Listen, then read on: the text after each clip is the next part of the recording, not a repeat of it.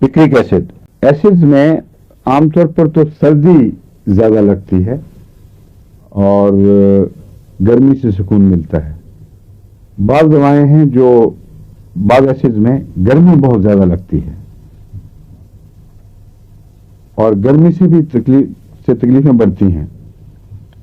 और पस्टिल्ला की तरह मिजाज है जो ठंडी हवा को चाहेगा, सर्द हवा का झोंका पसंद होगा। पिक्रिक एसिड उन तेजाबों में चोटी की दवा है। और ब्रेन फैग की शायद इससे बड़ी दवा और कोई ना हो। ब्रेन फैग होता है आमतौर पर बड़ी उम्र में जाकर जहां आर्टेरियोस्क्लेरोसिस शुरू हो जाए, मरीज की रगों, खून की रगों के इर्द गिर्द जो खौल होते हैं वो सख्त होने शुरू हो जाते हैं, उनमें लचक नहीं बाकी रहती, तंग होने लग जाते हैं और दिमाग को मुनासिब खून बाज़ दफ़ा नहीं पहुंचता। ये तो एक मुस्तकिल हालत है कमजोरी की। लेकिन ब्रेन फैग उस वक्त होता है जब इनमें स्पेज़म हो जाए और अचानक दिमाग को मुनासिब खून में मिकदार पहुंचना बंद हो जाए या कम हो जाए। बंद तो हो तो मरी जाएगा, दिमाग कम हो जाता है। इस ब्रेन फैग का एक गहरा ताल्लुक मैदे की खराबी से भी है। ऐसे मरीज जो आर्टेरियोस्क्लेरोसिस के मरीज हों, उनका मैदा खराब नहीं होने देना चाहिए।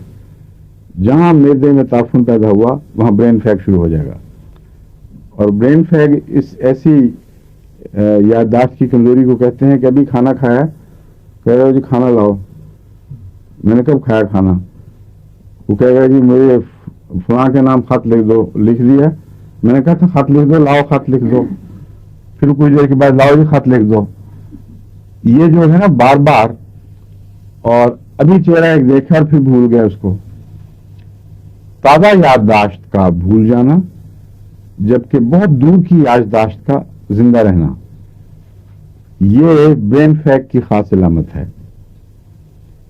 और पिक्रिक एसिड में ब्रेन फैग सब दवाओं से ज्यादा पाया जाता है।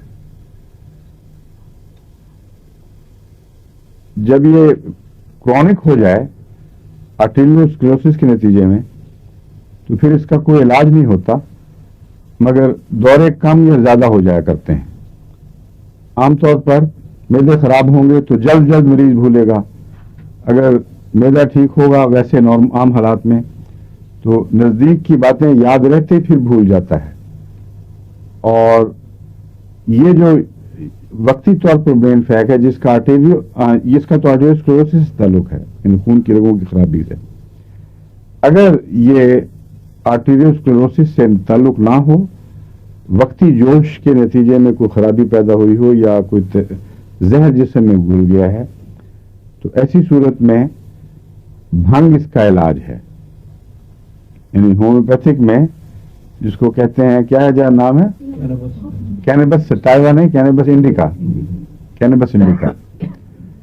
कैनबिस इंडिका यानी भंग जो लोग बहुत शौक से पीते हैं, बाज नशई, खासतौर पर हमारे यहाँ जहाँ मुजाविर बैठे होते हैं ना कब्रों के ऊपर, वह भंग भी साथ चलती है। भंग में यह अलामत है कि एक तो वक्त बहुत फैल जाता है, यानी सारा दिन लगता है उम्र गुजार दी है, और दूसरे भूख बहुत लगती है, तीसरे ये जो फौरी तौर पर बात भूल कर फिर उसके तकरार, ये जो है ये इलामत फर्स्ट प्राइमरी इलामत है, सेकेंडरी नहीं है। इस फर्क आपको मैं समझाना चाहता हूं, वरना किताबों में शायद यह ना लिखा हो। प्राइमरी इलामत का मतलब यह है कि वो लोग जो भंग के आदी ना हो, वो जब अचानक भंग खा जाए, मसलन पकौड़ों में पहाड़ों में मिला करती थी, तो बाद मुसाफिर बेचारे गलती से खा जाया करते थे, उनमें यह अलामत जाहिर होती है कि अभी कोई काम किया है, बात कही है, फिर भूल के दोबारा वही बात पीछे नहीं छोड़ते, असाब टूट जाते हैं लोगों के। कि मसलन एक आदमी है, वो उसने नशे से पहले किसी से कोई नामुनासिब हरकत कर दी, कोई ज्यादती कर दी हो, तो आएगा कि मुझे माफ कर दें, तो ने ठीक है माफ कर दिया। मैंने कहा मुझे माफ कर दें, अच्छा भी ठीक है, खुदा के लिए मुझे माफ कर दें। पीछे नहीं छोड़ते। मैंने खुद ऐसा नजारा देखा अपनी आंखों से बचपन में, دنیرا جب دلہوئی جاتے تھے تو وہاں کسی نے یہ بھنگ کے پکوڑے کھا لیے تھے. وہ مصیبت پڑی تھی, مافیا ہی مافیا چل رہی تھی.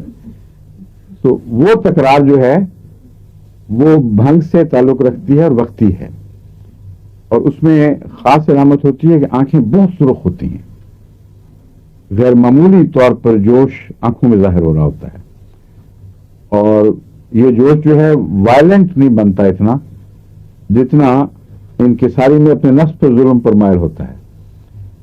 یہ بھنگ کی خاص علامت ہے, یہ پرائمری علامت ہے.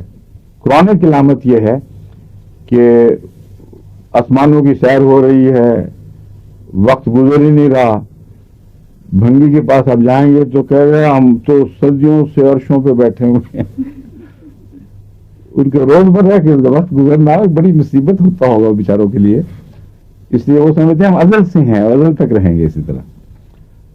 یہ جو وقت کے بہت آہستہ گزرنے کا احساس ہے, یہ کینبس انڈیکا یعنی بھنگ میں نمایاں طور پر پایا جاتا ہے. پیکرک ایسڈ کا جو برین فیگ ہے وہ مختلف ہے. وہ جیسا کہ میں نے بیان کیے ہے آرٹیریوسکلیروسس سے بہت زیادہ ملتا ہے, اور بار بار بہت سخت قسم کے دماغ پر اگر بھول جانے کے نزدیک یادداشت کے مٹ جانے کے حملے ہوں تو یہ دوا بہت اچھی ہے.